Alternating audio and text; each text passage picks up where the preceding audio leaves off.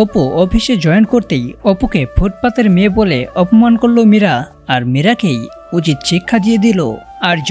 হ্যাঁ বন্ধুরা, এমনটাই দেখা যাবে চিরদিনই। তুমি যে আমার নতুন এই প্রমোতে। আর্য মীরাকে বলতেছে ভালো করে খামটা দেখে নাও, আর যে আসতেছে তাকে তুমি রিসিভ করে নিও, সে কিন্তু তোমার অ্যাসিস্ট্যান্ট। আর তখন মীরা বলতে থাকে কিন্তু সে কে? আর্য তখন বলে আসলেই তো দেখতে পাবে। এরপরই অপু অফিসে চলে আসে। অপু অফিসে আসার সময় বিড়বিড় করে বলতে থাকে, প্রথম দিন যখন এই অফিসে আমি এসেছি তখনই মনে মনে বলেছি এরকম একটা অফিসে যদি আমি চাকরি পেতাম, কিন্তু আমার এই প্রার্থনাটা যে এত তাড়াতাড়ি কবুল হয়ে যাবে আমি তো ভাবতেও পারিনি। সত্যি অনেক ভালো লাগছে আমার। এই বলে অপু হাঁটতে হাঁটতে যাচ্ছে, আর অপুর চটিটার সাথে সাথে ছিঁড়ে যায়। অপু তখন বলতে থাকে, যা, প্রথম দিন অফিসে এসেছি আর আজকের দিনে এই চটিটা ছিঁড়তে হলো আমার, কি যে করি এখন।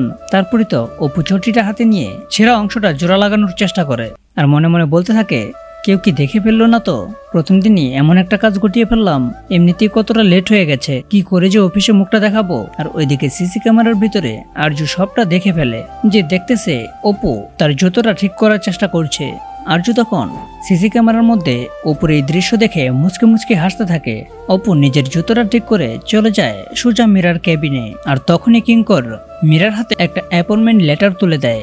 মীরা তখন বলে এটা কি? কিঙ্কর তখন বলতেছে এটা হলো অ্যাপয়েন্টমেন্ট লেটার। মীরা তখন বলে এটা কার? আর কিঙ্কর তখন বলে এটা অপর্ণার। আর ওই সময় তখন এটা শুনে চমকে ওঠে মীরা। আর তখন মীরা বলতেছে এরকম নোংরা জামা কাপড় পরে বস্তির ফুটপাত থেকে উঠে এসে এরা এখানে কি করেই বা আসলো? আর ঠিক ওই সময় এগুলো শুনে অবাক হয়ে কাঁদতে থাকে অপু।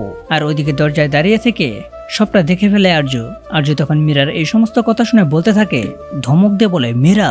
মীরা তখন আর্যর কথা শুনে ভয় পেয়ে যায়। তো বন্ধুরা, এটা ছিল চিরদিনই তুমি যে আমার গল্পের নতুন আপডেট। তো তোমাদের কেমন লেগেছে তা এখনই কমেন্টে লিখে যাও। আর এরকম নিত্য নতুন সিরিয়ালের আপডেট পেতে এখনই চ্যানেলটা সাবস্ক্রাইব করো।